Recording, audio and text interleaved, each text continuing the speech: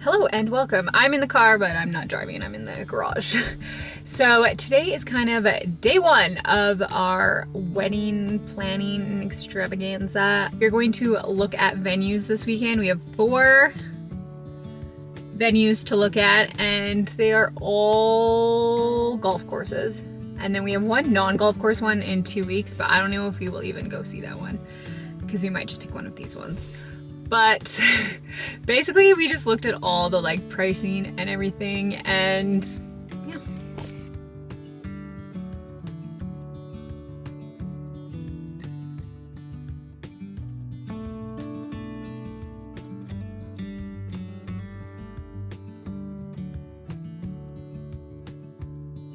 Okay, so it is day 3 of looking at venues, but this is our 5th venue. So we did 2 on one day and 2 on another day. And then we're doing 1 today and 1 tomorrow. So altogether we will have looked at 6 venues. Honestly, we're kind of overwhelmed.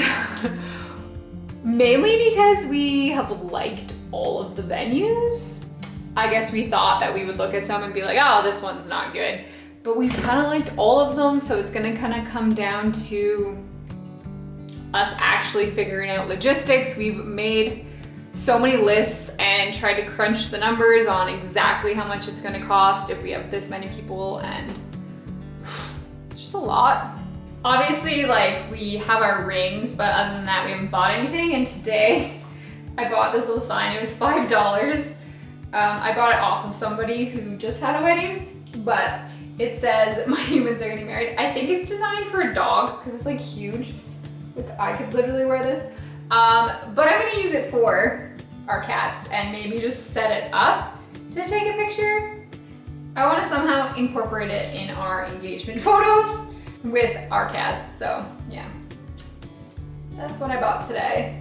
And yeah, so kind of overwhelmed, and we need to pick ASAP because a lot of the places it's been a couple weeks of trying to decide what to do. So it's the middle of May, and a lot of people, because of the restrictions here, a lot of people have to cancel their weddings, and so they're rebooking for 2022.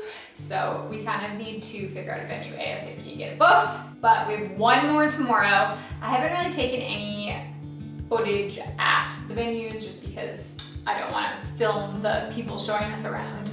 And some of the venues, they don't want you to film. But the one we went to, so last time we went to 4 golf courses, and then tomorrow is also a golf course. The one we went to today was kind of different, and when we got there, we were like, no, we're not gonna do this. But when we started looking around, we actually really liked it.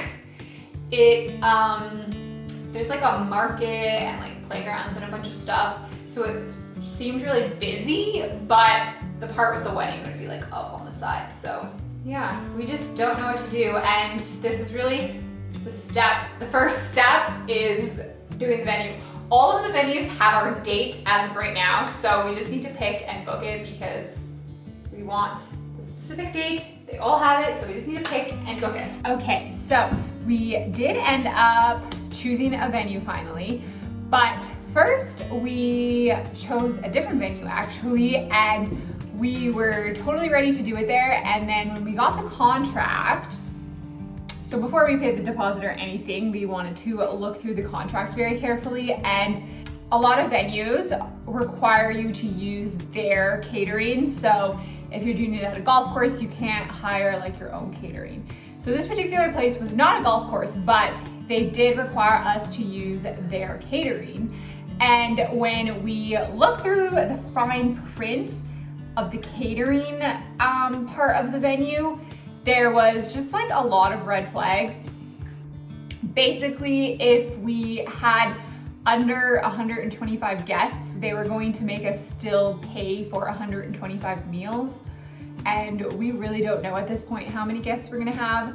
It just seemed not a great idea to have to either pay for meals that no one's eating, or if you didn't have that many guests, then you had to pay an hourly rate for the staff that work.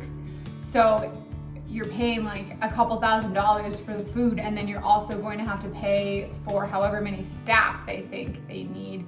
It just it just didn't seem great. There was some other things in it. Just most of the venues have a pretty standard gratuity rate and taxes. Everything's pretty standard from venue to venue, and this one just had a lot of things that seemed a little bit sketchy.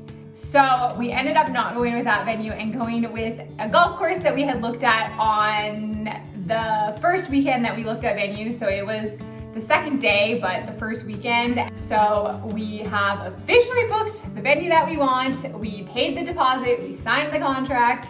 So it is officially booked, and we got the date that we want, which we really didn't know if we would, because basically any Saturday in the summer is going to be a popular date, especially because of all the bumped back weddings, the people bumping from last year, from this year, people who just decided to not do it until 2022 because it seemed like the safest choice. So we feel very happy that we got our date. It's really big. It has options if it rains. It has options if we want tons of guests, not so many guests. So overall, we're just like very happy and excited.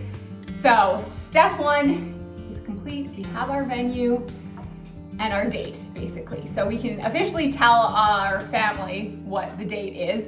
So the next step, I guess, is we're gonna start looking at photographers, makeup, get engagement photos, send save the dates, all that fun stuff will be in the next video, but this was step one of planning our wedding, and we have officially booked the venue and paid the deposit. So thank you so much for watching. I will have the next part of my wedding planning in a couple weeks, and I will make a playlist of just all the wedding videos. If you are only interested in that, you can check that out.